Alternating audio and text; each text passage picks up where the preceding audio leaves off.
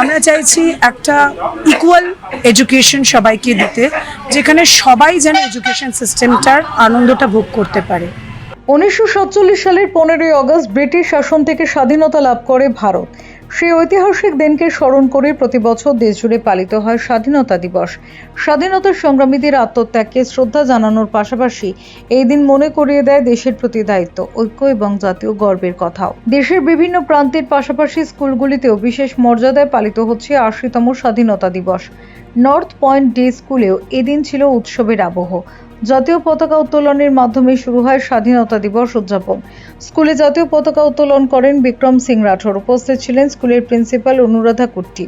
600-র বেশি পড়ুয়ার উপস্থিতিতে আয়োজিত হয় বিশেষ অনুষ্ঠান। স্বাধীনতার ইতিহাস, দেশের জন্য আত্মত্যাগ এবং ভবিষ্যৎ প্রজন্মের দায়িত্বের কথা উঠে আসে অনুষ্ঠানে। পড়ুয়াদের অংশগ্রহণে স্বাধীনতা দিবসের অনুষ্ঠান হয়ে ওঠে আরও প্রাণবন্ত।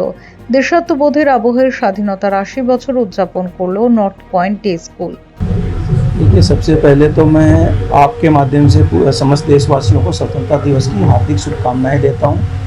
और मैं बंगाल हिंदू युवानी संगठन विस्तार के लिए आया हुआ हूं। हमारा संगठन यहाँ 2019 से कार्यरत है और 2019 से कुट्टी जी के नेतृत्व में मनोज गुआ ठाकुर, पूजा यादव ये लोग कार्य कर रहे हैं। लेकिन हमारे कार्यकर्ताओं को बड़ा ही प्रताड़ित किया गया। जिस स्कूल में बैठा हूँ यहाँ तोड़फोड़ की गई, इनके मंदिर पे कब्जा कर लिया गया। लेकिन हमने संघर्ष नहीं छोड़ा और अब हम सनातनियों की सरकार है। क्या मैसेज देना चाहिए? देखिए, मैं मैसेज देना चाहूँगा उन विधर्मियों को जिन्होंने विगत में हमारे लोगों को प्रताड़ित किया है, परेशान किया है।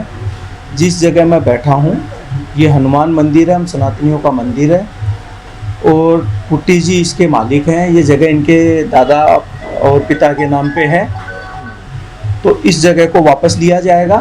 कोर्ट के माध्यम से सरकार से रिक्वेस्ट करके यहाँ अच्छे से मंदिर बनाया जाएगा, स्कूल का दोबारा रीडेवलपमेंट होगा और साधु संतों के रहने के लिए एक आश्रम भी बनाया जाएगा और हिंदू यानी इसके पीछे तन मन धन से खड़ी रहेगी। স্বাধীনতা দিবসে যারা ফাইট করে আজকে আমাদের স্বাধীনতা নিয়ে এসছে তার বিন্দুমাত্র ছিটেফোঁটাও আমরা এখনকার জেনারেশনের মধ্যে দেখতে পাই না। বা আমি চাই যে এখন যারা জেন জি তাদের মধ্যে সেই স্বাধীনতা দিবসে যারা ফাইট করেছিলেন, নিজেদের জীবন দিয়েছিলেন, সেই এনথুজিয়াজমটা, সেই আর্জটা যেন এখনকার জেনারেশনের মধ্যে আসে, fight against all the ods.